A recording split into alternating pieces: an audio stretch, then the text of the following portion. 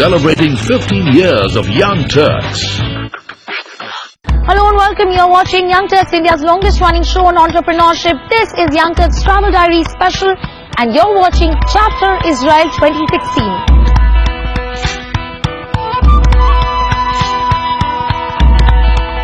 If Jugaad, which literally means finding cost-effective alternatives, is in our DNA and is an Indian way of innovation, imagining and creating something from scratch is the Israeli way.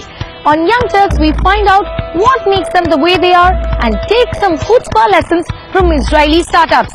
Entrepreneurs, behold. Young Turks took off on a startup hunt in the city of Tel Aviv. Our first stop was air robotics and boy oh boy, we sure had some fun. It's a bird, it's a plane. No, this is Air Robotics Industrial Drone and their startup story starts with a juicer at a departmental store. Yes, you heard me right. Well, I went in to get a juicer and then I saw this little toy and I picked it up. I forgot the juicer. Then I just started playing with it all the time and I was fascinated with the technology and very quickly had a lot of ideas of what could be done with this platform, and I said, well, I missed out on the internet, I missed out on smartphone, I'm not missing out on this. So while everyone was looking at the consumer market, you looked at the industrial enterprise space. Is that where you think the future lies? Yeah, I think that the drone industry grew into the consumer space, very right so, because there's a lot of people who are interested in drones. But I think the bigger challenge is being able to actually max out the potential for drones. So for us, that was the industrial enterprise, being able to use this thing not as a toy or as a semi-professional kind of equipment for aerial photography, but as an actual tool that can generate ROI. So apart from landing the drone safely back into the box, what is your biggest challenge as of today? Well, I think our biggest challenge right now is to getting people to believe what we're doing is real.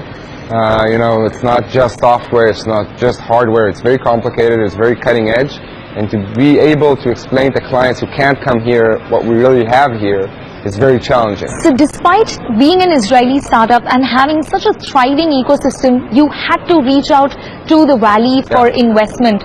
Would you say that the Israeli ecosystem was supportive of your idea or believed in what you were doing, or do you plan on packing up your bag and moving to the Valley sometime in the future? At the beginning, when there was nothing, it was relatively hard to sell to people in Israel, and we thought that Silicon Valley has more of a capability to believe in something that's so far off and trust us that we can execute, so that's why we chose to raise our funds there. But in terms of development, I think for what we're doing, Israel is probably one of the best places in the world to do it in.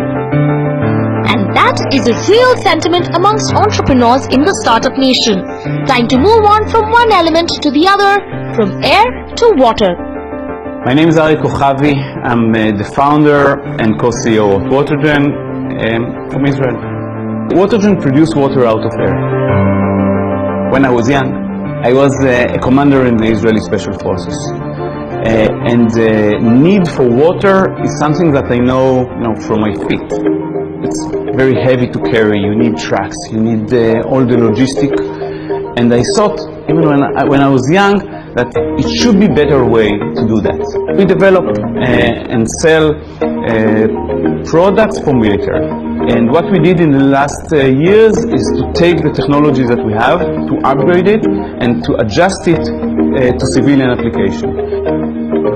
So the cost of a liter of water we produce from the air is around 1.8 rupee per liter. So we can produce from the air water that is much cheaper than the water you buy in cans, and for sure if you buy in bottles. Commercially, we are in discussion with government. Then there is the B2B level. We are in advanced discussion with big groups like Unilever, like Forbes, like Adani Group, like Tata Group. So we purify the air, and then we extract the water and clean the water afterward. So the water is perfect, but also the air is perfect. Both is the same. Yes. So creating water out of thin air. I don't know about you, but I was very, very impressed. But we can't give sheer lineage the credit for what Israel is today. What makes this country great is the fact that it functions like a startup in itself. And the team includes the people, of course, a rock-steady government support, and a very mature investment circle. So I caught up with one of Israel's leading VC firms called Jerusalem Venture Partners. They work very closely with the Israel government, and now interestingly, they also have an India Connect. Founded in 1993, Jerusalem Venture Partners, or JVP, has raised over $1 billion to date and seen 28 exits.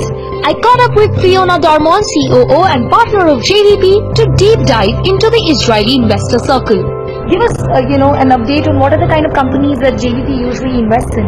Right, so thank you very much for this opportunity. So JVP is a fund, we've been around for the last 23 years, but I think one of the things that we enjoy is by taking advantage of our incubators, we start and initiate companies in the areas of cybersecurity, big data storage, fintech, and now in collaboration with Motorola and Reliance of India, we are going to be doing a lot of storage, enterprise software, computer vision, startups in our incubator here in Jerusalem. Okay, when we were chatting up offline, one thing that you kept emphasizing is on the fact that how the government and a private corporate venture partner like JVP works in complete sync, and that's what the Israeli startup ecosystem is all about.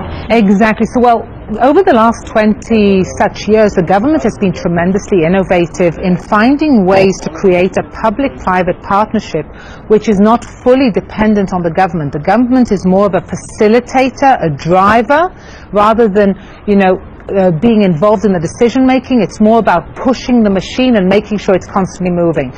The government is giving $500,000 to every company that we start in a government sponsored incubator, on one interesting condition, that I only put up 100,000.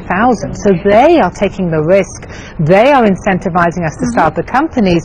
Then if the company is successful, they're stepping back because they only gave us a loan and we're running the business. In India, we just launched the startup policy this year, and we're still struggling with certain things like, defining innovative startups. There are clauses which says that we would only invest in innovative startups. How do you define innovative? Who defines it? Well, that's okay. Did you have similar yes, so it's drafts here? The incubator program, when it first started, was only the government. It was the government own money, looking for its own deals, creating its own companies. I think the private venture partners. No private. And then the government, I think, realized that for the companies to succeed and to increase the probability for the company to succeed, they need the private sector. So we are chosen by the government to operate incubators for 8 years. We select the companies. Over the 1,000 companies we see every year, we pick, we choose, we narrow, then we come to the government and we say, this is disruptive. So what can investors back home or back in India learn from investors in Israel? I think that the trick is the partnership, where the government is a facilitator, the academia is a facilitator, and that the third part of the puzzle really be the commercial operator. In Israel, statistics show that for every $1 spent in the incubator program, there's over $6 of private funding. And in JVP, by the way, it's actually $11 on average.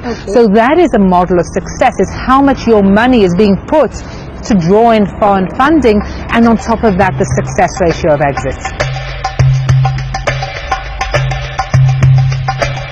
This was my second visit to Israel, and all I can say is that I am amazed all over again. With that, it's time for me to pack my bag and head home. I am Megha Vishwanath, along with my camera person Narendra Khandpur, and this is the end of chapter Israel 2016 of Young Turks Travel Diaries product.